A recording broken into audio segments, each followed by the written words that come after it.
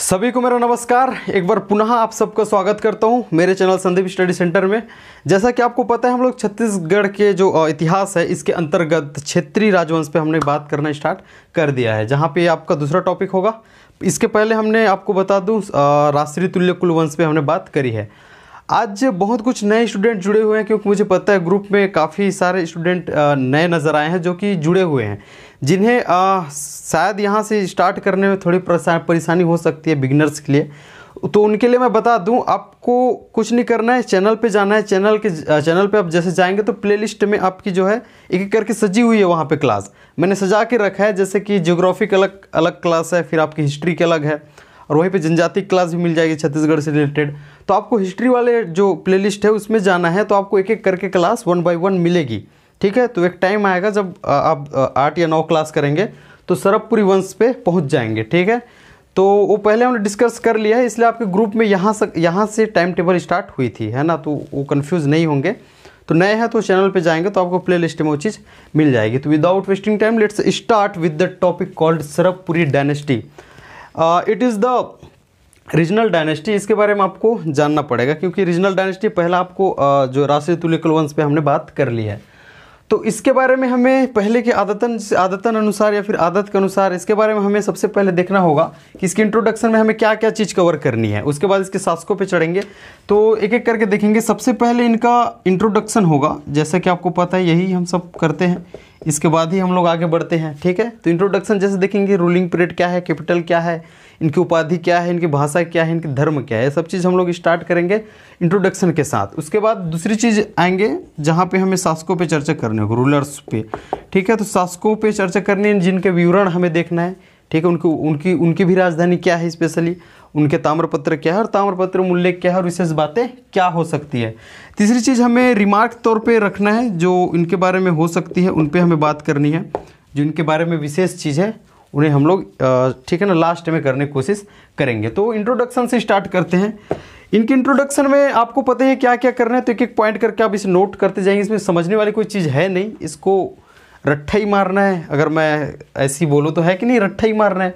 इसमें कोई ऐसी चीज़ होती नहीं जिसे समझना है इंट्रोडक्शन के तौर पे। जैसे कि देखेंगे, इसका संस्थापक आपको पता होगा, पहले भी मैंने इसके बारे में जिक्र किया है, Sarabraj. Sarabraj was the founder of this dynasty.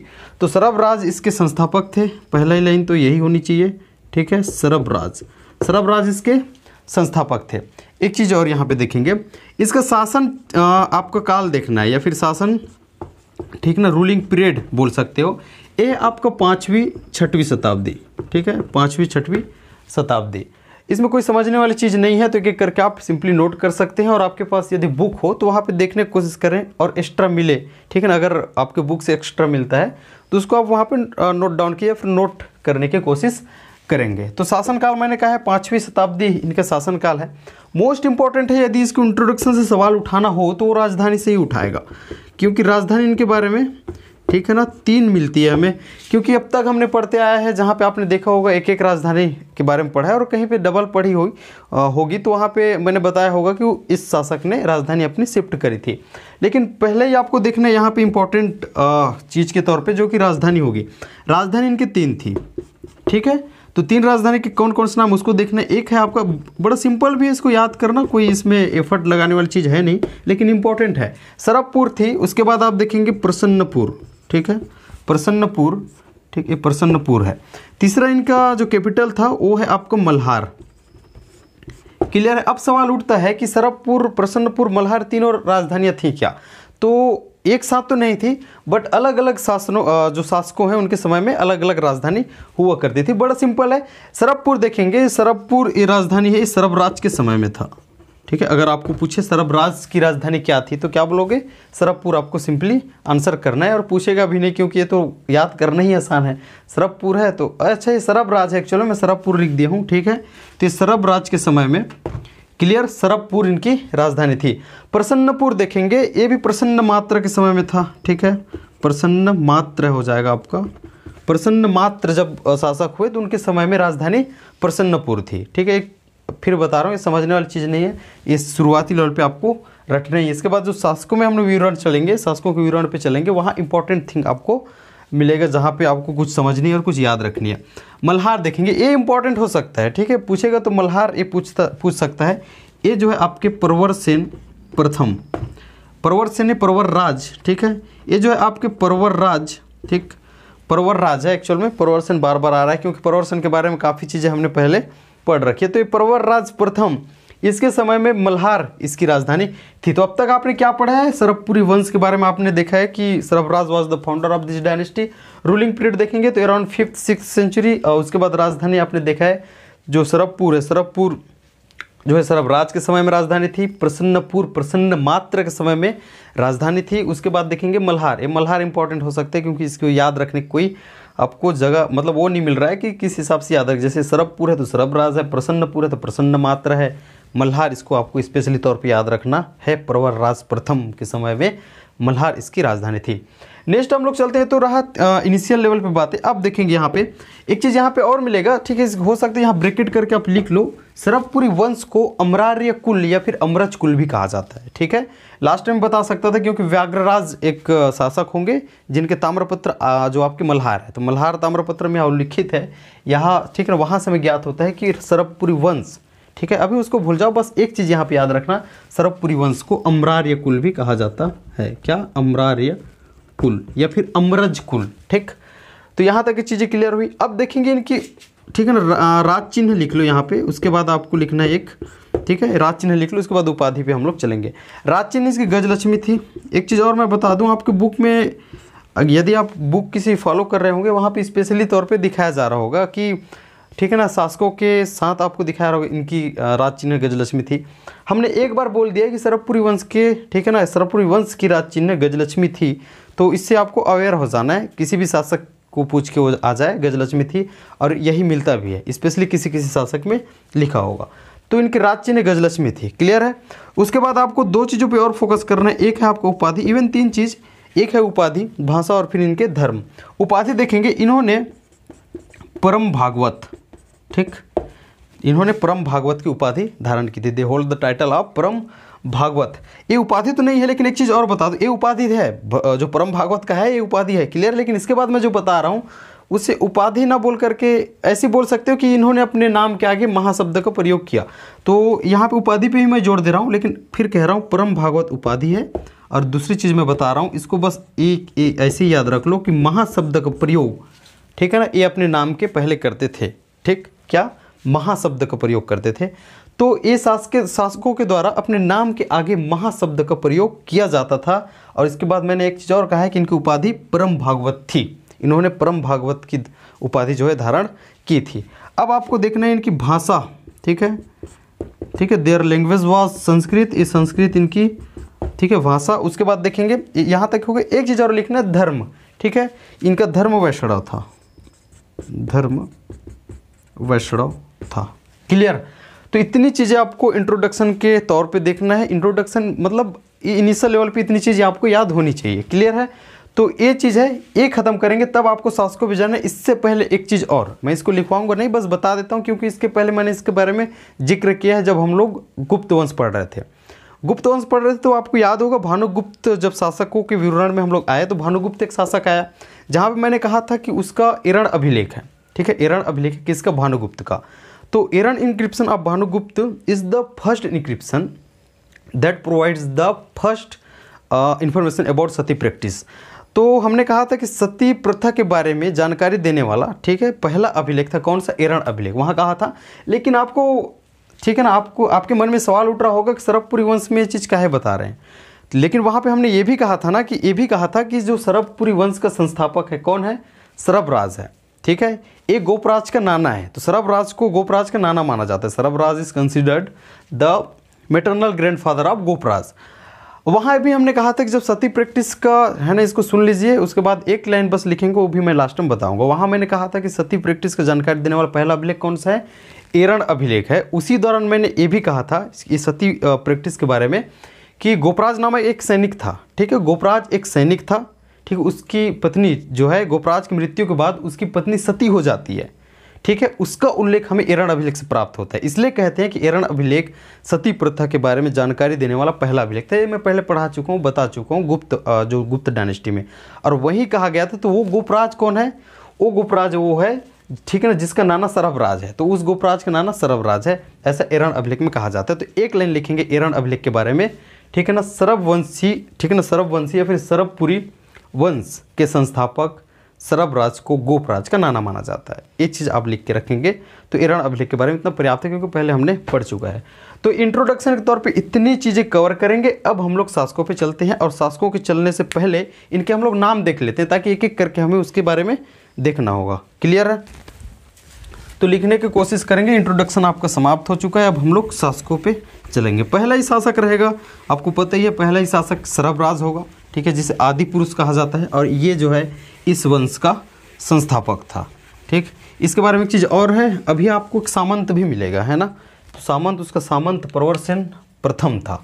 तो शासकों पे चलेंगे। सबसे पहले हम लोग एक एक करके नाम देख लेते हैं। क्लियर है? कौन कौन से नाम के शासक हैं जिनके बारे में हमें देखना होगा। तो इधर मैं लिख दे रहा हूँ। पहला है आपका सरभराज, आप एक एक करके इसको नोट करेंगे। दूसरा हमें पढ़ना है नरेंद्र के बारे में, ठीक है, ये शासक हैं, इसके बारे में। ठीक है, तीसरा हमें पढ़ना है प्रसन्न मात्र, ठीक है, प्रसन्न मात्र के बारे में।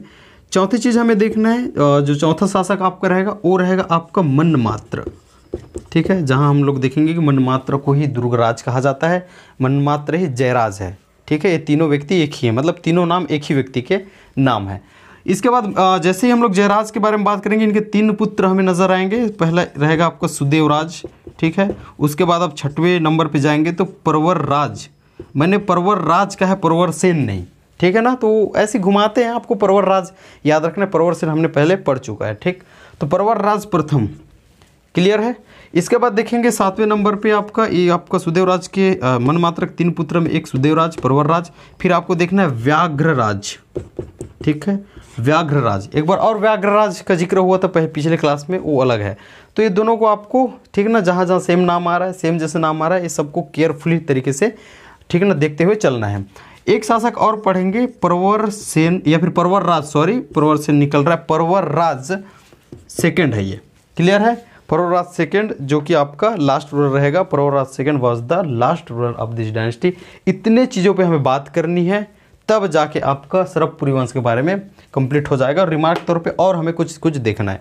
तो ये खत्म करेंगे तो शासकों वाला विवरण वाली चीज़ आपकी समाप्त हो जाएगी। पहला शासक पे चलते हैं हम लोग, जो कि जिसका नाम है सरभराज। इसके बारे में एक एक करके नोट करने की कोशिश करें, या फिर आपके पास बुक है तो उसमें टिक करें, या फिर जो नया मिलता है उसको एक एक करके नोट कर सकते हो। तो सरभराज देखेंगे। सरभराज जैसे कि मैंने कहा है, इसे आदि पुरुष कहा जाता है, क्योंकि ये पहला ही शासक है, ठीक है, इस वंश का। और ये इस वंश का संस्थापक है। ही वॉज द, ये संस्थापक था, ही वॉज द, ठीक है ना, founder of this dynasty. Second चीज़ देखेंगे, जैसा कि मैंने अभी अभी कहा है कि इसकी जो राजधानी थी वो सरभपुर थी, ठीक, सरभपुर थी। क्या थी इसकी राजधानी? आप छोटे छोटे हेडिंग भी बना के इसको लिख सकते थे, जैसे कि संस्थापक सरभराज, आदि पुरुष कहा जाता था, राजधानी सरभपुर थी, ठीक है। तो जैसे भी आपको अच्छा लगे उस टाइप से आप लिखेंगे। तो सरभपुर इसकी क्या थी? राजधानी थी। His capital was Sarabhapur. इसके बाद देखेंगे इसके सामंत कौन था, ठीक, सामंत, फ्यूडल। तो सामंत देखेंगे, इसका सामंत था परवरसेन। इस बार मैंने परवरसेन, ठीक है ना, यूज़ किया, परवरसेन प्रथम, परवरराज नहीं, क्योंकि सामंत दूसरे वंश का है, ये वकाटक वंश का है। वकाटक नरेश परवरसेन फर्स्ट इसका सामंत था, परवरराज नहीं कहा है, परवरराज इसी वंश का शासक है। तो इसका सामंत था, ठीक है। तो सरभराज के बारे में एक बार रिवाइज करा दूं, ये आदि पुरुष था, ठीक, इसे आदि पुरुष कहा जाता था, और ये संस्थापक था इस वंश का, क्लियर। सरभपुर इसकी राजधानी थी, किसकी? सरभराज के बारे में बात कर रहे हैं। उसके बाद देखेंगे इसका सामंत परवरसेन प्रथम था। परवरसेन प्रथम कहाँ का? वकाटक वंश का शासक इसका सामंत था। इतनी चीज़ों पे बात कर रहे हैं तो आपका किसके बारे में हो जाएगा? सरभराज के बारे में कंप्लीट चर्चा हो जाएगी। इतनी इसके लिए पर्याप्त है। अब हम लोग किस पे चलेंगे? नरेंद्र पे चलेंगे। ये भी याद रखना है, नरेंद्र सेन नहीं है, ठीक है, क्योंकि ऐसी नाम बहुत कुछ है, ये नरेंद्र है। तो बड़ी केयरफुल तरीके से आपको एक एक करके देखना होगा, ठीक। तो ये नरेंद्र है, नरेंद्र के बारे में हम लोग देखते हैं, ठीक। नरेंद्र में देखेंगे, पहला चीज़ आपके मन में तो आ गया होगा कि ये इसका उत्तराधिकारी है। इट मीन्स इसका मतलब यह है कि Sarabhraj had a son, named Narendra, तो नरेंद्र क्या हो गया, Narendra was the successor of Sarabraj. तो नरेंद्र क्या है, इसके उत्तराधिकारी थे। किसके उत्तराधिकारी थे, सरबराज के। ठीक, इसको कंप्लीट आप लिखेंगे, नरेंद्र सरबराज का उत्तराधिकारी था, पॉइंट नंबर 1। उसके बाद नरेंद्र के बारे में और देखेंगे, he was the follower of Vaishnav religion, ये वैष्णव धर्म का, ठीक है, वैष्णव धर्म का क्या था, उपासक था, या फिर इसको बोल सकते हो वैष्णव धर्म का मानने वाला था, अनुयायी था। ठीक, ये वैष्णव धर्म का अनुयायी था। इतनी चीज़ें बात करेंगे। अब इम्पॉर्टेंट हो जाता है नरेंद्र जो कि इस वंश का शासक है, सेकंड नंबर का शासक है, जो कि सरबराज का पुत्र है, सरबराज का उत्तराधिकारी है, और ये वैष्णव धर्म के अनुयायी है। इसके बारे में सबसे इंपॉर्टेंट चीज़ है ताम्रपत्र, और वो क्वेश्चन उठाएगा ताम्रपत्र से उठा सकता है, क्योंकि ये बहुत इंपॉर्टेंट है। सभी राजाओं से, सभी जो शासकों हैं, इनसे भी ज़्यादा इंपॉर्टेंट हो सकता है नरेंद्र। तो नरेंद्र के बारे में देखेंगे ताम्रपत्र। ठीक है, एक हेडिंग डाल सकते हो आप, ताम्रपत्र, ये बहुत इंपॉर्टेंट है। ठीक, इसके हमें 3 ताम्रपत्र प्राप्त होते हैं। 3 copper plates have been obtained, 3 ताम्रपत्र प्राप्त होते हैं। तीनों ताम्रपत्र के आप एक एक करके नाम लिखेंगे। पहला, ठीक है, पीपरदुला, बहुत इंपॉर्टेंट है। यहाँ पे मैं जल्दी में शायद आड़ा टेढ़ा लिखूँ, लेकिन सुन के लिखने का प्रयास करेंगे, क्योंकि इतनी सारी चीज़ों को लिखना, इतनी सारी चीज़ों को बोलना फिर लिखवाना संभव नहीं होता है। तो आप वीडियो पॉज करें, यदि स्पीड हो रही है और धीरे चल रही है तो आवाज़ सुन के आप आराम से लिखेंगे। तो पीपरदुला मैंने कहा है, पहला इनका ताम्रपत्र है। ये कौन से एरिया का है, सारंगढ़ का है। ठीक, दूसरा इनका ताम्रपत्र कुरुद, ठीक है, कुरुद, ये आपको पता होगा, धमतरी। तीसरा इनका ताम्रपत्र देखेंगे मल्हार। ठीक, ये आपको सबको पता ही रहता है। इसे रावा या रावण कॉपर प्लेट भी कहा जाता है, ये मल्हार वाले को। अब यहाँ पे ध्यान से सुनेंगे, इनके 3 ताम्रपत्र हमें प्राप्त हुए हैं, पीपरदुला सारंगढ़ वाली, कुरुद जो कि धमतरी, मल्हार जो कि बिलासपुर। तो यहाँ पे देखेंगे इसे रावा या रावण ताम्रपत्र, मतलब रावा या रावण ताम्रपत्र भी कहते हैं। अब देखेंगे पीपरदुला ताम्रपत्र को ये अपने शासन के, ठीक है, जो नरेंद्र हैं, ये अपने शासन के 7वें वर्ष जारी किए थे। इसको 7वें वर्ष जारी किए थे। इसको साइड में same as it is note बनाना, क्योंकि बुक्स में आप देखेंगे तो इसी जगह पे इसके बारे में डिटेल लिख दिया जाता है। क्लियर है। उसके बाद जैसे ये कुरुद आएगा, यहाँ डिटेल लिख दिया जाएगा, लेकिन आपको एक एक, ठीक है ना, टॉपिक सब टॉपिक्स में बांट के पढ़ेंगे तो पढ़ने के लिए आसानी होगी, आपको याद रखने में आसानी होगी। वो कैसे आगे देखेंगे, इनके बारे में हम लोग अभी विवरण पे चलेंगे। तो कुरुद वाला जो धमतरी वाला ताम्रपत्र है, इसे जो है अपने शासन के 24वें वर्ष जारी किया था। कहा जाता है कि रजत जयंती के उपलक्ष्य पे इन्होंने जारी किया था। ठीक, मल्हार, ये जो है तिथि विहीन था, ठीक है, इसमें तिथि नहीं थी, तिथि विहीन था, और ये अधूरा था। ठीक है, एक चीज़ यहाँ पे याद रखना, अधूरा था, इसलिए इसके बारे में ज़्यादा जिक्र आपको नहीं मिलता है। इसलिए मल्हार ताम्रपत्र को आप दिमाग से हटा सकते हो, फिर भी कोई दिक्कत नहीं है। लेकिन पीपरदुला और कुरुद में बोल रहा हूँ, बहुत इंपॉर्टेंट है, ये आप स्टार लगा के रखो। ठीक है, यहाँ से किसी न किसी एग्जाम में क्वेश्चन देखने को मिलेगा, और पहले मिले हैं। तो अब एक एक करके हम लोग चलते हैं। इवन इसको इतना ही लिख के रखो। अब मैं बताता हूँ, पीपरदुला जो ताम्रपत्र है, इसमें ग्राम दान देने का उल्लेख है। ठीक है ना, कुरुद जो कि धमतरी वाला ये ताम्रपत्र है, यहाँ भी ग्राम दान देने का उल्लेख है। इसके अलावा आपको 2 शब्दों का उल्लेख भी मिलता है। ठीक, तो आप फ्रेश ढंग से लिखेंगे, इसमें एक फ्रेश सब टॉपिक आपको होना चाहिए। ताम्रपत्र में हम लोग ताम्रपत्र में चल रहे हैं, अभी भी नरेंद्र पे बात हो रही है। नरेंद्र के ऊपर लेवल पे हमने बात कर ली, उसके बाद हमने ताम्रपत्र पे बात की है, और ताम्रपत्र के अंतर्गत भी हम लोग ताम्रपत्र पे ही अभी बात करेंगे। ठीक है ना, इसको इसी अंतर्गत रखेंगे, सब टॉपिक आप डाले हैं। ठीक, इसको अभी मैं फिलहाल मिटा रहा हूँ, तो मैं अभी ऊपर मिटाता हूँ, ताकि है ना नीचे आपको जो जिसने नहीं लिखा वो आराम से लिख सकते हैं। तो हम लोग ताम्रपत्र पे है ना चल रहे हैं। तो ताम्रपत्र के अंतर्गत उल्लेख देखेंगे, ताम्रपत्र में क्या क्या उल्लेख नजर आता है। तो पहला है आपका दान का उल्लेख, क्लियर है, दान का उल्लेख। ठीक, और दूसरा आपको देखना है कुछ शब्दों का उल्लेख यहाँ पे किया गया है, कुछ शब्दों का उल्लेख आपको ताम्रपत्र में मिलेगा। दान के उल्लेख में मैं बता देता हूँ, सबसे पहले 2 ग्राम आपको लिखना है। ठीक है, 2 ग्राम इनके जो है दान दिया गया है, जो इनके ताम्रपत्र में उल्लिखित नजर आता है।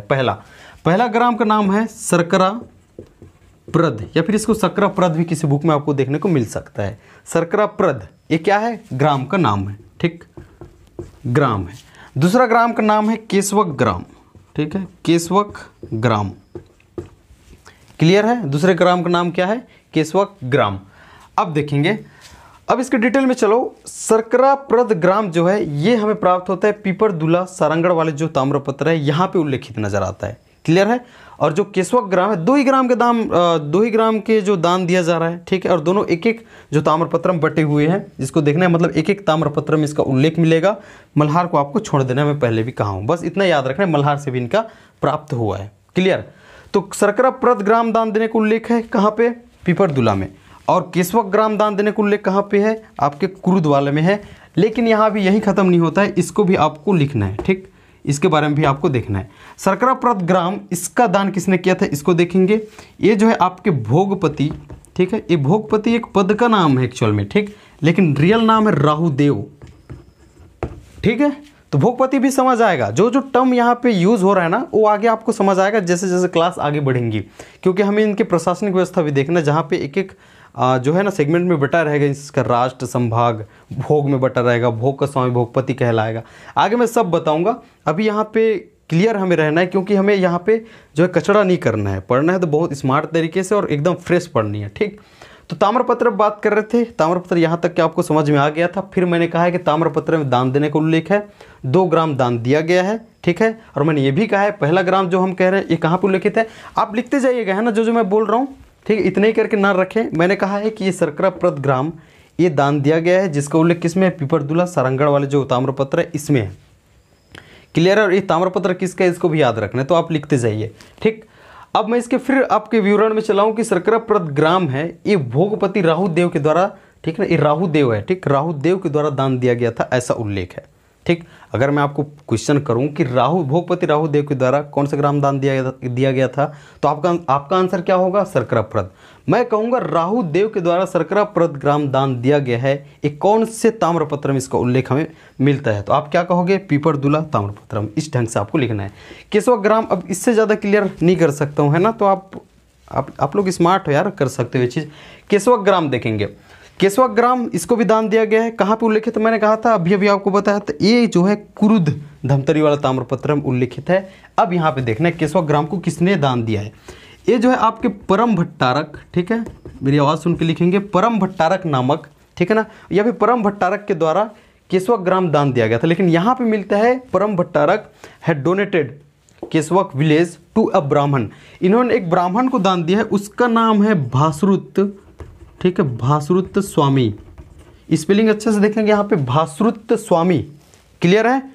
तो आपको बता दे रहा हूँ ये परम भट्टारक जो है इन्होंने दान किया है केशवक ग्राम को। किसको दान किया? एक ब्राह्मण को दान किया जिसका नाम है भासुरुत स्वामी। इसका उल्लेख हमें कुरुद ताम्रपत्र से प्राप्त होती है, ठीक। अब हम लोग फिर आप पीछे जाएंगे, उल्लेख पे बात कर रहे थे, मैंने कहा है दान का उल्लेख है, ये वाला आपका खत्म हो चुका है, 2 ग्राम इन्होंने दान दे दिया, ठीक है, इनके द्वारा दिया गया है, इसका उल्लेख हमने देख लिया।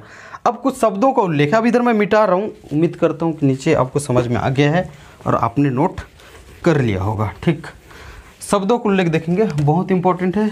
यहाँ पे 2 शब्द का उल्लेख है, ठीक है। पहला है आपका, इस अच्छे से लिखेंगे विजय स्कंद, ठीक है, विजय स्कंद, उसके बाद देखेंगे कुरुद, ये उल्लेख है। और दूसरा उल्लेख है, ठीक है ना, खड़गधारा जीतू भुए। तो पहला उल्लेख मैंने कहा है, ठीक है, जो कि रहेगा विजय स्कंद कुरुद, क्लियर। और दूसरा उल्लेख रहेगा यहाँ पे खड़गधारा, ठीक है, जीतू भुवे, क्लियर है। अब ये उल्लेखित है, तो उल्लेख पे चल रहे, दान वाला आपका खत्म हो गया, शब्दों पे जाएंगे। विजय स्कंद कुरुद यहाँ उल्लेखित है इनके ताम्रपत्र में, और स्पेशल मुझे लगता है ये कुरुद में है, स्पेशल लिखा तो नहीं गया कुरुद में, लेकिन कुरुद का यूज हुआ है शब्द का, तो ये कुरुद ताम्रपत्र में होगा। लेकिन ऐसे पूछेगा नहीं, इनके शब्दों को लेकर वो पूछ सकता है। तो इनके ताम्रपत्र में उल्लेखित है विजय स्कंद कुरुद, क्लियर है। इसका मतलब ये यहाँ दर्शाता है, इससे यहाँ साबित हो रहा है कि उनके द्वारा जो जीते गए क्षेत्र है वहाँ से जो है इनके द्वारा जो है ताम्रपत्र जारी किए जाते थे, ठीक। तो मैं फिर कह रहा हूँ विजय स्कंद कुरुद, इस शब्द का प्रयोग यहाँ दर्शाता है कि उनके द्वारा जीते गए, जनरली सैन्य अभियानों से जीते जाते थे, तो सैन्य अभियानों से जीते गए क्षेत्र से ही उनके द्वारा जो है ताम्रपत्र जारी किए जाते थे, ठीक है। तो इससे यहाँ प्रदर्शित होता था। सेकंड देखेंगे, ये बहुत इंपॉर्टेंट है, इसके बारे में, इसके जो शब्द है इसी में इनका मीनिंग छुपा है। खड़गधारा जीतू भुए, ये भी इनके ताम्रपत्र में उल्लेखित नजर आता है।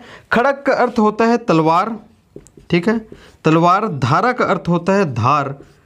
जीतू का अर्थ होता है जीतना, क्लियर है। भुए का अर्थ होता है भूमि। भूए का अर्थ भूमि से, विश्व की भूमि से है।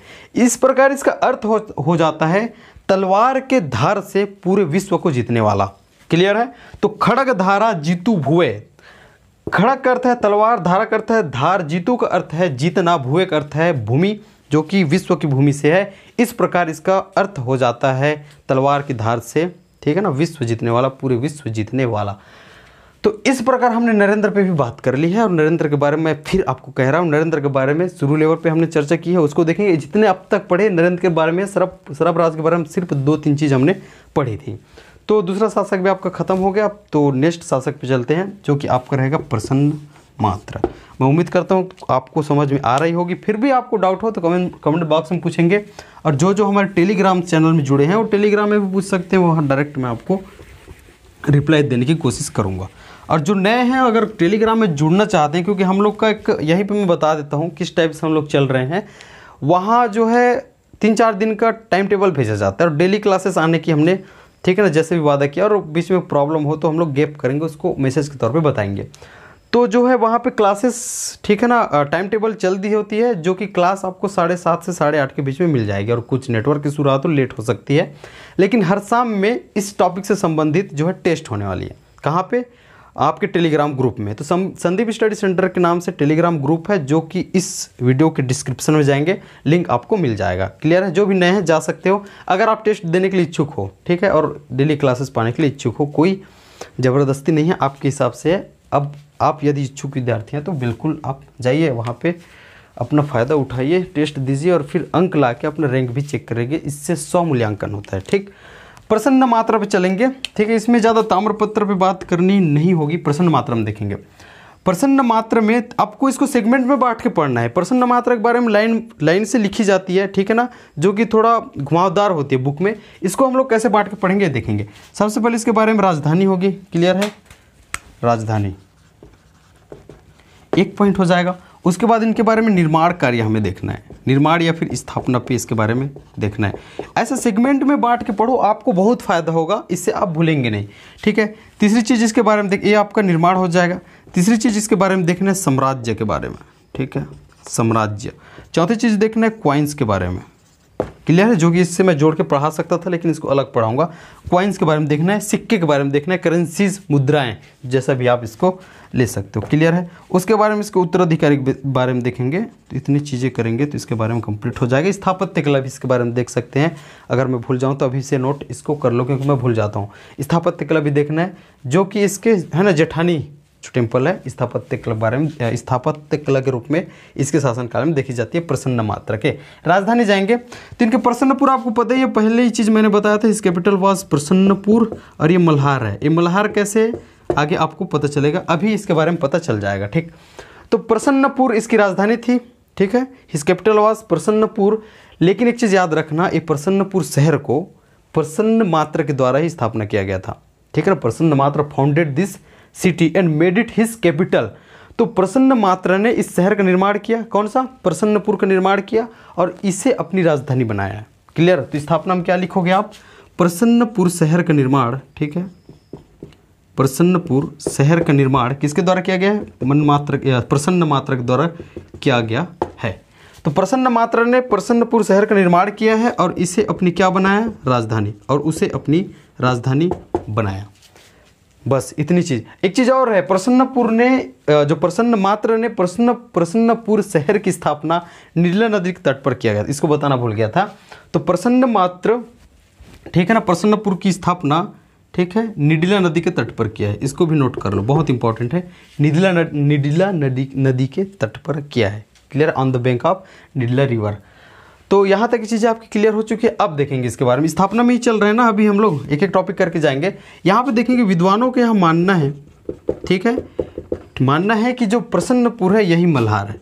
तो विद्वानों के द्वारा प्रसन्नपुर की पहचान मल्हार के रूप में किया जाता है और जो निडिला नदी है इसकी पहचान लीलागर नदी के रूप में किया जाता है। मैं फिर कह रहा हूँ, अगर कन्फ्यूजन हो गया होगा। प्रसन्नपुर इसकी राजधानी थी। प्रसन्नपुर शहर का निर्माण प्रसन्न मात्र के द्वारा किया गया है। प्रसन्न मात्र के द्वारा किया गया है, जो कि निडिला नदी के तट पर इसकी निर्माण इन्होंने किया है और इन्होंने इससे अपनी राजधानी बनाया है। क्लियर है? उसके बाद देखेंगे विद्वानों का कहना है कि जो इस प्रसन्नपुर है यही मल्हार है, वर्तमान का मल्हार है। विद्वानों का ये भी कहना है कि जो नीला नदी का जिक्र हुआ है, ठीक है ना, इतिहास में, वो वर्तमान का लीलागर नदी है। कमेंट करके बताएंगे लीलागर नदी का उद्गम कहाँ से हुआ है। पहले मैंने पढ़ा है ज्योग्राफी वाली क्लास में। तो यहाँ तक की चीज़ें क्लियर हो चुकी होगी। अब मैं आगे बढ़ रहा हूँ साम्राज्य पे। इनके सिक्के देखेंगे एक प्रकार से, ठीक है ना, कॉइन्स पे जाएंगे, लेकिन साम्राज्य से इसका लेना देना है वो कैसे देखेंगे, ठीक है। ये पूर्व पश्चिम में बांट लेंगे, पूर्व में देखेंगे और हमें पश्चिम में देखनी है, ठीक। तो पूर्व में इनके सिक्के पूर्व में कटक उड़ीसा में प्राप्त होती है, ठीक है, और पश्चिम में देखेंगे तो चांदा से प्राप्त हुई है। तो इनका सिक्का पूर्व में कटक से प्राप्त होना मतलब उड़ीसा, और चांदा में प्राप्त होना मतलब महाराष्ट्र, इनके साम्राज्य के विशालतम को दर्शाता है, ठीक है। तो इनका साम्राज्य कितना विशाल था, ठीक है, ये इस बात से पता चलता है कि पूर्व में इनकी कटक से सिक्के प्राप्त हुए हैं और पश्चिम में चांदा से प्राप्त हुए। चांदा मतलब महाराष्ट्र। बस इतने ही चीज़ है इसके साम्राज्य के बारे में। ये सब टॉपिक हो गया। बस आपको इतना ही करना है कि पूर्व में कटक से प्राप्त हुई है सिक्का और पश्चिम में चांदा से हुई है, ये ओडिशा और फिर महाराष्ट्र, यहाँ से प्राप्त होना इनके साम्राज्य की विशालतम को दर्शाता है। अब जाएंगे कॉइन्स, जो कि बहुत इंपॉर्टेंट है। मैं ऊपर का मिटा रहा हूँ, इसको अच्छे से आपको देखना है कॉइन्स, ठीक है। इतनी चीज़ों पे बात हो चुकी है, तो आगे वाली चीज़ों के लिए इसको मिटाना पड़ेगा। क्लियर। कॉइन्स देखेंगे, इनके सिल्वर और गोल्डन दोनों कॉइन्स हमें प्राप्त हुई है। Silver and golden currencies have been obtained. तो इनके चांदी के भी सिक्के प्राप्त हुए, साथ में हमें सोने के भी सिक्के प्राप्त हुए, लेकिन स्पेशली हमें देखना है सोने के सिक्के के बारे में। क्लियर है। इसके बारे में हमें एक एक चीज़ देखना है। आपको वैष्णव धर्म से संबंधित जो सिंबल होते हैं, लाइक गरुड़, शंख, चक्र, क्लियर है। तो गरुड़, शंख, चक्र जो है ये इनके सिक्के में, इनके गोल्ड सिक्के में, ठीक है ना, अंकित होते थे। Symbol of Vaishnav religion, symbol of Vaishnav religion like शंख, चक्र, गरुड़, इसको जैसे भी आप देखेंगे उसमें इंग्लिश में क्या बोलते हैं, शंख, चक्र, गरुड़ ही, ठीक है, ठीक है, वर मार्क्ड ऑन देयर, ठीक है ना, गोल्डन कॉइन्स। तो चांदी और सोने के सिक्के इन्होंने जारी किए हैं, चांदी और सोने के सिक्के इनके द्वारा जारी किया गया है, ठीक है। उसके बाद देखेंगे सोने के सिक्के में, ठीक, शंख हो गया आपका, शंख, चक्र और गरुड़, जो कि क्या है, सिंबल ऑफ वैष्णव रिलीजन, वैष्णव धर्म के जो आपके चिन्ह हैं, जैसे शंख, चक्र, गरुड़, ये इनके, ठीक है ना, गोल्ड, इनके जो है सोने के सिक्के में, ठीक है ना, अंकित होते थे। कॉइन्स में इतनी चीज़ें बात करेंगे तो उसके बाद कॉइन्स में ही और चाहेंगे तो इसमें आपको देखने को मिलेगा जो प्रसन्न मात्र पहला शासक थे इस वंश का जिन्होंने गोल्ड कॉइन जारी किया है। प्रसन्न मात्र is the first ruler who issued golden currencies. तो इनके द्वारा जारी किया गया है, तो ये पहला शासक थे, ठीक है, पहला शासक जिन्होंने, ठीक है ना, सोने के सिक्के जारी किए। क्लियर है यहाँ तक। अब इसके आगे हम लोग चलते हैं, सिक्के पे और आपको देखना है, ठीक है, इतनी चीज़ों के बाद सिक्के पे और देखना है जो कि बहुत इंपॉर्टेंट है। एक चीज़ इनके गोल्डन कॉइन पे, ठीक है ना, सोने के सिक्के पे हम लोग चल रहे हैं, इनके सोने के सिक्के पे, ठीक है ना, पेटिकल लिपि का प्रयोग किया गया है, ठीक है, मतलब यहाँ पे जो भी चीज़ होती है वो पेटिकल लिपि में है, तो पेटिकल लिपि का प्रयोग किया गया है। एक चीज़ और, इनके सोने के सिक्के सिरपुर से भी प्राप्त हुए हैं। आप एक एक करके इसको लिखते जाएंगे, देखते जाएंगे, सिरपुर से भी प्राप्त हुए हैं। इनके सोने के सिक्के के बारे में एक चीज़ और देखेंगे, इनके सोने के सिक्के को मल्हार स्थित टकसाल से निर्मित माना जाता है। क्या कहा मैंने, मल्हार स्थित टकसाल। टकसाल समझते हैं, मतलब जहाँ पे सिक्के ढाले जाते हैं, है ना, तो मल्हार स्थित टकसाल, ठीक है ना, यहाँ से, ठीक है, निर्मित माना जाता है। तो इतनी चीज़ों पे बात करोगे तो प्रसन्न मात्र के बारे में, राजधानी, निर्माण, स्थापना, साम्राज्य, फिर कॉइन्स पे बात हो जाएगी। बस इतना ही है। अब इसके बारे में स्थापत्य कला मैंने बताया था शायद, है ना, जो कि जेठानी मंदिर है आपका, ठीक, जेठानी है, ठीक है, जेठानी मंदिर है, ठीक है, जो इसकी स्थापत्य कला बारे में इनके समय में माना जाता है। उत्तराधिकारी पे आपको चलना है। उत्तराधिकारी देखेंगे तो अगला ही शासक है, ये आपको उत्तराधिकारी होंगे। बस इतना ही आपको देखना था। कौन है, मनमात्र। इसके बारे में आगे और बताता हूँ, यहाँ पे नहीं करेंगे क्योंकि यहाँ बताऊँगा तो 3 पुत्र आपको नजर आएगा, 3 पुत्र बोलोगे तो मनमात्र है। मनमात्र को ही दुर्गराज और इसे ही जयराज कहा जाता है, इसके बारे में आपको देखना है। क्लियर। 3 के उत्तराधिकारी कौन हुए, मनमात्र, ठीक। अब हम लोग आगे चलते हैं, तो आपका प्रसन्न मात्रा पे बात हो चुकी है, अब हम लोग जाएंगे मन मात्रा पे। क्लियर है, आगे देखेंगे इसके बारे में। मनमात्र, जैसा कि मैंने कहा है, मनमात्र को ही दुर्गराज कहा जाता है, मनमात्र को ही जयराज कहा जाता है, ठीक है। इसके बारे में भी हम लोग सब टॉपिक्स बना के पढ़ेंगे, एक एक करके देखेंगे, ठीक। पहला हम लोग मनमात्र पे जा रहे हैं, पहला चीज़ देखेंगे इसके बारे में, स्थापना। क्लियर है, स्थापना देखेंगे। इसके बारे में ताम्रपत्र बहुत इंपॉर्टेंट हो जाता है। इसके बाद देखेंगे इसके बारे में जो आपने देवरानी मंदिर है, ठीक है, देवरानी मंदिर है। अब देवरानी मंदिर के बाद एक चीज़, इनके उत्तराधिकारी पे चलेंगे तो इतनी चीज़ों बात करेंगे तो इसके बारे में हो जाएगा। ऐसे टॉपिक में बांटना आप लोग सीखिए या फिर बांटने की कोशिश करेंगे, आपको याद करने में आसानी होगी। बस इनमें अब हम लोग एक एक करके देखना है, फिर खत्म हो जाएगा। स्थापना देखेंगे। दुर्ग शहर की स्थापना इन्होंने की है शिवनाथ नदी के तट पर। डायरेक्ट बोलो तो इन्होंने शिवनाथ नदी के तट पर दुर्ग शहर की स्थापना की है, और ये पंडित लोचन प्रसाद पांडे के अनुसार है, ठीक है। According to Pandit Lochan Prasad Pandey, he founded a city named Durg on the bank of Shivnath river. तो जो दुर्ग है, Durg city was founded by, किसके द्वारा है? मनमात्र के द्वारा। तो मनमात्र ने दुर्ग सिटी की स्थापना की है शिवनाथ नदी के तट पर। एक चीज यहां पे याद रखना, चूंकि इसे दुर्गराज भी कहा जाता है, इसे जयराज भी कहा जाता है, तो तीनों में से किसी के नाम से भी पूछ के आ सकता है, लेकिन ज़्यादा चांसेस है दुर्गराज। आपको बुक में मिलेगा दुर्गराज ने दुर्ग शहर की स्थापना की है। किसके अनुसार? पंडित लोचन प्रसाद के अनुसार दुर्गराज ने दुर्ग शहर की स्थापना की है। तो इसको ऐसे भी आप लिख सकते थे, चूंकि मनमात्र भी वही इंसान, तो मैंने मनमात्र बोल दिया। क्लियर है? तो दुर्गराज ने इसकी स्थापना की है। किस नदी के तट पर? शिवनाथ नदी के तट पर की है। किसके अनुसार है? ये पंडित लोचन प्रसाद पांडे के अनुसार है। क्लियर है? यहाँ तक की चीज़ें क्लियर हुई। अब देखेंगे पंडित लोचन प्रसाद पांडे जी तो ये बोलते हैं, लेकिन राय बहादुर हीरालाल के अनुसार, ठीक है, राय बहादुर हीरालाल के, इसको लिखेंगे पूरा है ना, राय बहादुर हीरालाल के अनुसार इस दुर्ग शहर की स्थापना शिव दुर्ग नामक किसी शासक ने किया है। क्लियर है? तो राय बहादुर हीरालाल का मत यह है कि ये दुर्ग सिटी की स्थापना, ठीक है ना, दुर्गराज ने नहीं बल्कि शिव दुर्ग नामक किसी शासक ने किया है। ठीक है, यहाँ तक की चीज़ें आपको क्लियर हो चुकी होगी। तो स्थापना पे हमने बात कर ली। मनमात्र के बारे में देखेंगे। ताम्रपत्र, ताम्रपत्र में कोई स्पेशली हमें विवरण पे नहीं जाना है, बस एक चीज़ याद रखना है, इनके 3 ताम्रपत्र हमें प्राप्त हुए हैं। ठीक, कहाँ कहाँ से उसको भी देखेंगे। मल्हार से प्राप्त हुआ है और एक आपके आरंग से प्राप्त हुआ है। आरंग से 1 ताम्रपत्र प्राप्त हुआ है और मल्हार से 2 ताम्रपत्र प्राप्त हुआ है। क्लियर है? मल्हार ताम्रपत्र में देखेंगे तो मल्हार ताम्रपत्र में 2 चीज़ है, जिनमें से एक 5वें वर्ष जारी किया गया है। क्लियर है? 5वें वर्ष जारी किया गया, इसको ना भी लिखो चलेगा। और जो आरंग वाला जो 1 ताम्रपत्र है, इसे भी अपने शासन के 5वें वर्ष जारी किया था उन्होंने। और मल्हार से 2 ताम्रपत्र है, उनमें से एक को 5वें वर्ष और एक को 9वें वर्ष, इवन 9वें वर्ष जारी किया है। ठीक, उसको ना लिखो, बस न याद रखो, मल्हार और आरंग से इनके ताम्रपत्र प्राप्त हुए हैं। क्लियर है? देवरानी मंदिर देखेंगे, यहाँ पे इनकी स्थापत्य के तौर पे देखा जाता है, या फिर देवरानी मंदिर का निर्माण इनके शासनकाल में हुआ है। क्लियर है? उत्तराधिकारी देखेंगे तो मनमात्र है, इसके 3 पुत्र हुए, जो दुर्गराज है या फिर जयराज बोलो, दुर्गराज बोलो या जयराज बोलो या मनमात्र बोलो, तीनों एक ही इंसान है। सन्स, उसके नाम कौन कौन से हैं? सुदेवराज, ठीक, जी हाँ, सुदेवराज। उसके बाद देखेंगे प्रवरराज प्रथम, उसके बाद प्रवरराज सेकंड नहीं, व्याघ्रराज है। ठीक है, मैं जल्दी जल्दी इसलिए लिख रहा हूँ क्योंकि यहाँ पे मैंने ऑलरेडी लिख दिया है। क्लियर है? और एक चीज़ और देखेंगे तो ये आपके यहाँ वाला हो जाएगा, ये आपके यहाँ वाला है, ये। ठीक, तो मनमात्र मैंने कहा है, मनमात्र के 3 पुत्र हुए, सुदेवराज, प्रवरराज और फिर व्याघ्रराज। ये प्रवरराज प्रथम है।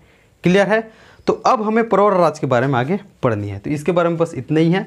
अब हम लोग जाएंगे, ठीक है ना, सॉरी, सुदेवराज के बारे में। तो अब हमें सुदेवराज के बारे में एक एक करके देखना है। ठीक है, सुदेवराज के बारे में भी ज़्यादा कुछ है नहीं। ठीक, इसके बारे में देखेंगे। सुदेवराज इसका बड़ा पुत्र था। ठीक है, सुदेवराज जो है किसका बड़ा पुत्र था? आप देखेंगे मनमात्र का, या फिर जयराज बोल लो या फिर दुर्गराज आप बोल लो।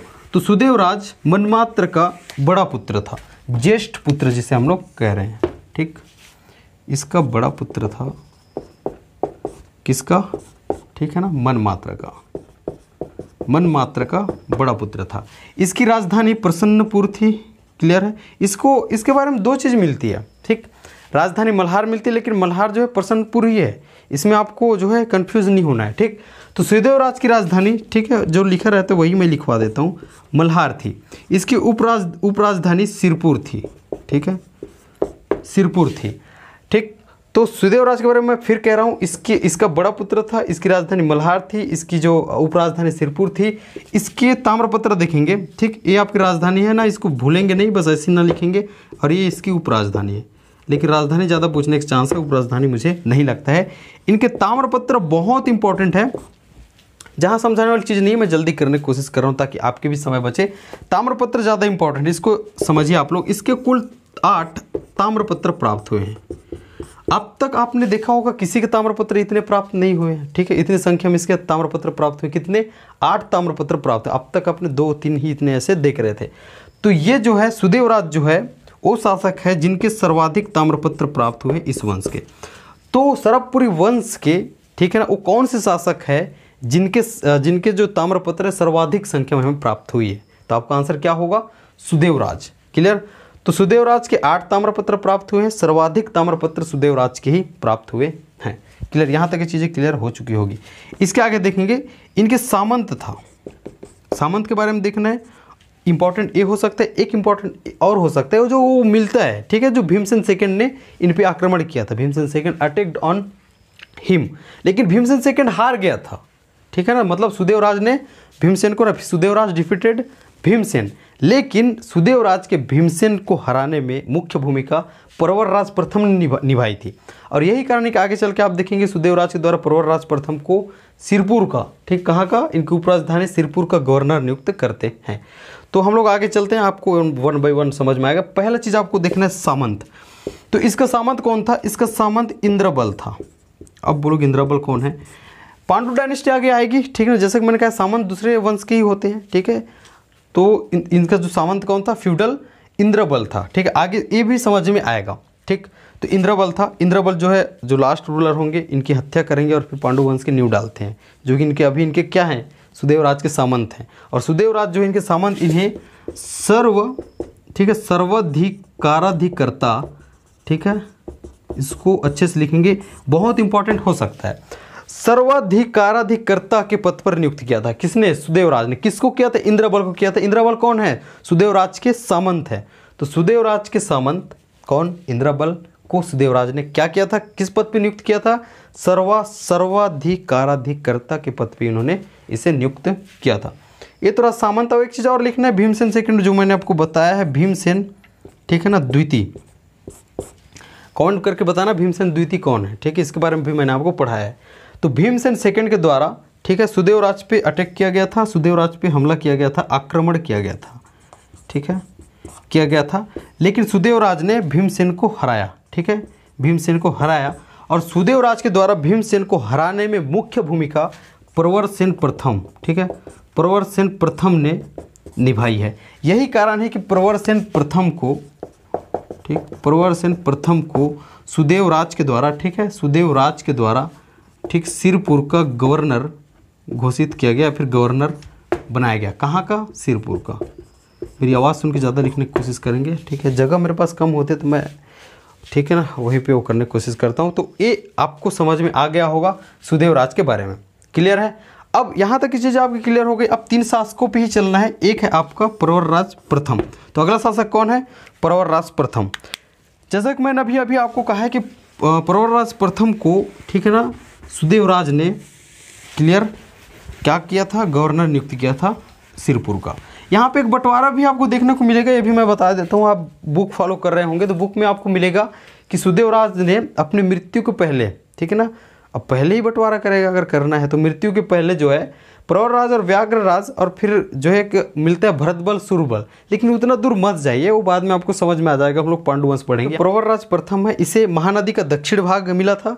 मतलब उनने जाने से पहले, ठीक है ना, बंटवारा कर दिया था कि प्रवरराज प्रथम जो है इसका छोटा भाई है, ये जो है आपके दक्षिण भाग में, ठीक है ना, शासन करेगा।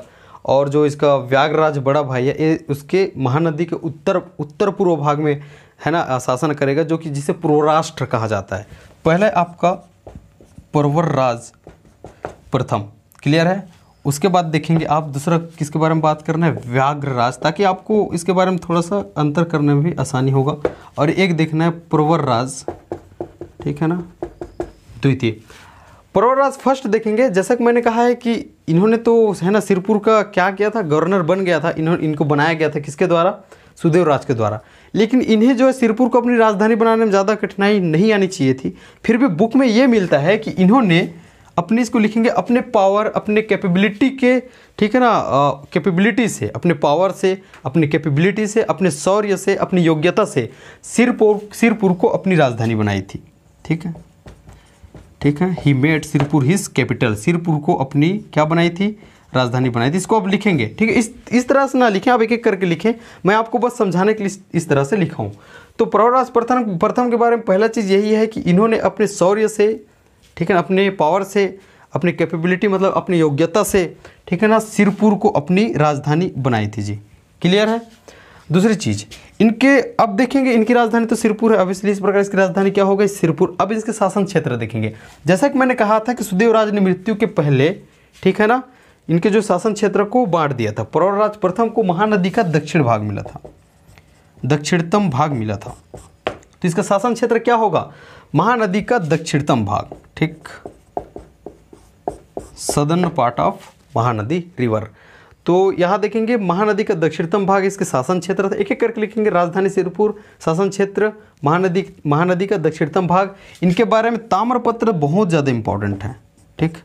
ताम्रपत्र, इनके 3 ताम्रपत्र प्राप्त हुए, 3 copper plates have been obtained. कौन कौन से उसको देखेंगे, बहुत इंपॉर्टेंट है, पूछा भी गया। ठाकुर दिया, ठीक है, ठाकुर दिया, और दूसरा है आपको मल्हार, ये तो आता ही है मल्हार, ठीक। ठाकुर दिया और फिर मल्हार, इनके 3 ताम्रपत्र प्राप्त हुए। ठाकुर दिया से 1 है, मल्हार से 2 इनके ताम्रपत्र प्राप्त हुए। बस इतना ही आपको याद यहाँ पे रखना है। क्लियर। तो ये रहा आपका प्रवरसेन प्रथम के बारे में, ठीक। इतनी चीज़ों बात करेंगे, इतना it will be more than sufficient for you. Vyaghraraj देखेंगे, ये इंपॉर्टेंट है, ये भी इंपॉर्टेंट है, क्योंकि सबसे पहले मैंने बताया था क्लास की शुरुआत में ही कहा था कि सरबपुरी वंश, ठीक है, इसे अम्रार्य कुल भी कहा जाता है, सरबपुरी वंश को अम्रज कुल भी कहा जाता है। तो सबसे पहले तो यही लिखो इसके बारे में, ताम्रपत्र, ठीक है, क्योंकि आपको याद रखना है। हालांकि इस, ठीक है, व्याघ्रराज के बारे में हालांकि इसके कंपेरिजन में पढ़ा रहा था, वैसे लिखवाना चाहिए था। इसकी राजधानी क्या थी, इसको देखेंगे। व्याघ्रराज, इसकी राजधानी जो है, ठीक है ना, ये सिर्फ प्रसन्नपुर थी। क्लियर। इसके बारे में देखेंगे, चलो वही लिख लो, ठीक। इसकी राजधानी प्रसन्नपुर थी, लेकिन इंपॉर्टेंट चीज़ ताम्रपत्र याद रखना। इसकी राजधानी प्रसन्नपुर थी, ये प्रसन्नपुर में ही रहा। अब इसके शासन क्षेत्र क्या हो जाएगा, महानदी का, ठीक, महानदी का क्या हो जाएगा, दक्षिणतम या उत्तरतम भाग, या फिर उत्तर पूर्वी भाग है, ठीक है, उत्तर पूर्वी भाग। क्लियर। कंपैरिजन कर पा रहे हो। इसका शासन क्षेत्र, इसका राजधानी क्या था, सिरपुर, इसकी राजधानी प्रसन्नपुर, इसका शासन क्षेत्र दक्षिणतम भाग महानदी का, और इसका शासन क्षेत्र महानदी का उत्तर पूर्व भाग, जिसे पूर्व राष्ट्र कहा जाता है। बुक में पूर्व राष्ट्र भी आपको लिखा मिल सकता है, ठीक। तो ये चीज़ रही। इसके ताम्रपत्र देखेंगे, इसके ताम्रपत्र एक ही है, कौन सा है, वो मल्हार वाला है। लेकिन मल्हार ताम्रपत्र जो कि व्याघ्रराज का है, इसमें इसकी खास बात यह है कि इस मल्हार ताम्रपत्र में हमें सरबपुरी वंश का दूसरा नाम, अन्य नाम अम्रज कुल भी मिलता है। अम्रज या अम्रार्य, जैसे कि मैंने आपको कहा था, अम्रार्य कुल, ठीक है ना, इस वंश का अन्य नाम हमें प्राप्त होता है। कहाँ से प्राप्त होता है, मल्हार ताम्र प्राप्त होता है। किस शासक का है मल्हार ताम्रपत्र, जहाँ से हमें अम्रज या अम्रार्य कुल का नाम मिल रहा है, कौन है वो, व्याघ्रराज। तो इतनी चीज़ों पे बात करोगे तो आपको प्रवरसेन प्रथम भी समाप्त होता है, आपको व्याघ्रराज भी, ये भी आपका समाप्त हो गया। इसके बारे में जानकारी। प्रवरराज सेकंड, इसके बारे में ज़्यादा कोई कुछ है नहीं, बस एक चीज़ याद रखेंगे, प्रवरराज सेकंड। क्लियर है। इसके बारे में देखेंगे, इसकी हत्या कर दी जाती है। इसकी हत्या इंद्रबल के द्वारा किया जाता है। इंद्रबल कौन था, सुदेवराज का सामंत था, जो कि पांडुवंश का पहला शासक था, जिन्होंने पांडुवंश की नींव, हालांकि पांडुवंश में उदयन आएगा पहला, लेकिन मैं कह रहा हूँ कि पांडुवंश की जो नींव डालने वाले छत्तीसगढ़ में, वो इंद्रबल ही है। और किस प्रकार से डालेंगे, ये आपको पृष्ठभूमि भी तैयार कर रही है अगले वंश के लिए, ठीक है। तो इंद्रबल के द्वारा प्रवरराज सेकंड की हत्या कर दी जाती है, और इस प्रकार छत्तीसगढ़ में इंद्रबल ने इसकी हत्या करके पांडुवंश की, ठीक है, ही was the last ruler of this dynasty. और उसके बाद दूसरी लाइन आपकी होनी चाहिए थी कि प्रवरराज की हत्या इंद्रबल ने की, और इस प्रकार जो है सरबपुरी वंश का, ठीक है ना, उनका जो शासनकाल है समाप्त होता है। अब इसकी हत्या करके किसने किया, इंद्रबल ने की है। तो आगे चल के इंद्रबल जो है पांडुवंश की इस प्रकार से छत्तीसगढ़ में नींव डालते हैं। तो अब हमें आगे क्या पढ़ना है, पांडुवंश पढ़ना है, जो कि आपकी कल वाली वीडियो में आएगी। लेकिन यहीं तक ही समाप्त नहीं होता। क्लियर है, हमें जो है यहीं तक समाप्त नहीं होता। हमने कहा था, एक पॉइंट आप याद रखो, क्लास के पहले में ही बताया था, शासकों के विवरण पढ़ेंगे, शासकों का विवरण हो गया, इंट्रोडक्शन पढ़ेंगे, इंट्रोडक्शन भी पढ़ लिया, रिमार्क करके मैंने बताया था। विशेष तौर पे हमें और पढ़नी है, जहाँ पे इसके प्रशासनिक व्यवस्था के बारे में हमें देखना है, और कुछ कुछ और चीज़ें देखनी है। तो इस प्रकार आपका सरबपुरी वंश समाप्त हो जाएगा। क्लियर। तो अब हम लोग विशेष पे चलते हैं। प्रशासनिक व्यवस्था आपकी बाकी है, ठीक है। प्रशासनिक व्यवस्था, इसको आप टॉपिक डालेंगे प्रशासनिक व्यवस्था, ठीक। आप अपने हिसाब से लिखने की कोशिश करेंगे। गर्मी बहुत ज़्यादा बढ़ चुकी है क्योंकि है ना अनकंफर्टेबल फील हो रहा है, पसीना ज़्यादा आने लगी है। प्रशासनिक व्यवस्था देखेंगे, प्रशासनिक व्यवस्था इट मीन्स इनका जो राज्य था वो किन किन चीज़ों में बटी हुई थी। जैसे वर्तमान के छत्तीसगढ़ ले सकते हो, छत्तीसगढ़ संभाग में बटी हुई है, फिर जिला में, फिर उसके बाद आप जाते हो अनुविभाग, विभाग, ये सब चीज़ आप देखो। अनुविभाग हो गया, तहसील, ब्लॉक ऑफिस हो गया, फिर आपका राजस्व ग्राम, ये सब चीज़ देखते हो अलग अलग टाइम पे, है ना। तो इस हिसाब से इसको देखेंगे प्रशासनिक व्यवस्था इनकी कैसी थी। तो इनका जो ठीक है ना राज्य था जो सबसे बड़ी इकाई है। इसके बाद देखेंगे राज्य संभाग में बटा हुआ था, लेकिन यहाँ पे कंफ्यूज नहीं होंगे, संभाग को राष्ट्र कहा जाता था, ठीक है। यहाँ पे कंफ्यूज नहीं होंगे, राष्ट्र राज्य में बटना चाहिए, लेकिन यहाँ राज्य राष्ट्र में बट रहा है, इनमें ऐसे ही हो रहा था। ये संभाग था जिसे राष्ट्र कहा जाता था। इसके बाद देखेंगे संभाग के बाद ये जो संभाग है भोग में बटा हुआ था, जिसकी स्वामी को जो भोगपति या फिर जिसके अधिकारी को भोगपति कहा जाएगा। आगे देखेंगे ये भोग जो है भुक्ति में, ठीक है। उसके बाद भुक्ति आहार में, और आहार जो है ठीक है ना आपके ग्राम में या फिर गांव में, ठीक। इस प्रकार गांव जो है सबसे छोटी इकाई होती थी, जो कि है ना आज भी है। गांव प्रशासन की सबसे छोटी इकाई होती है। ये सबसे छोटी प्रशासनिक इकाई गांव थी, ठीक है। इसको आप लिख सकते हो, सबसे छोटी प्रशासनिक इकाई क्या थी, गांव थी। इसको नहीं भूलना है, इंपॉर्टेंट है भोग, ठीक है ना। इसके अधिकारी को भोगपति कहा जाता, ठीक, यहीं पे लिख लेंगे। इसके अधिकारी को क्या कहा जाता था, भोगपति। क्लियर है, अब आपको समझ में आ रहा होगा। और ये भोगपति है ना, इसको ग्राम दान देने का अधिकार था। तो भोग के स्वामी को क्या कहा जाता था, भोगपति, जिसे राजा के अनुमति से गांव दान देने का उल्लेख था। इसको आप लिख लेंगे। अब आपको समझ में आ रहा होगा, पहले हमने भोगपति का उल्लेख किया है, राहुदेव, ठीक है। राहुदेव जो भोगपति राहुदेव है डोनेटेड अ विलेज सरकराप्रद, ठीक है। सरकराप्रद उन्होंने गांव जो है दान दिया था, ठीक है। तो वही भोगपति था जो कि ये भोग का अधिकारी था, कौन, राहुदेव, ठीक। इस समय पर बदलते रहे होंगे। राज्य देखेंगे, राज्य में ज़्यादा कुछ है नहीं, राजा ही इसके सर्वेसर्वा होता था। राजा सर्वोच्च शक्ति जो है राजा के पास होता था। तो इस प्रकार आपको प्रशासनिक व्यवस्था समाप्त हुए। प्रशासनिक व्यवस्था में ये आपका क्रम याद होना चाहिए। सेकंड चीज़, सबसे छोटी इकाई याद होनी चाहिए, और एक चीज़ और, भोगपति आपको याद होना चाहिए। इसके बारे में, इसे गाँव दान देने का उल्लेख था, मैं मतलब बार बार कह रहा हूँ, ठीक है। इसे गाँव दान देने का उल्लेख था, किसके अनुमति से, राजा के अनुमति से। अब हम लोग कुछ विशेष चीज़ों पर चलते हैं, ठीक है। ये आपका हो गया है। विशेष चीज़ कुछ आप नोट करेंगे जो कि आपके लिए इंपॉर्टेंट हो सकता है। विशेष देखेंगे, इनके ताम्रपत्र में आपको तिथि मिलेगा, इनके ताम्रपत्र में आपको है ना दान का उल्लेख मिलेगा, सब कुछ मिलेगा। इनके ताम्रपत्र में जितने उल्लेखित है सब कुछ मिलेगा, लेकिन इनके ताम्रपत्र में किसी प्रकार के चित्र का, ठीक है ना, चित्र का प्रयोग नहीं किया गया। देवरानी जेठानी मंदिर का निर्माण,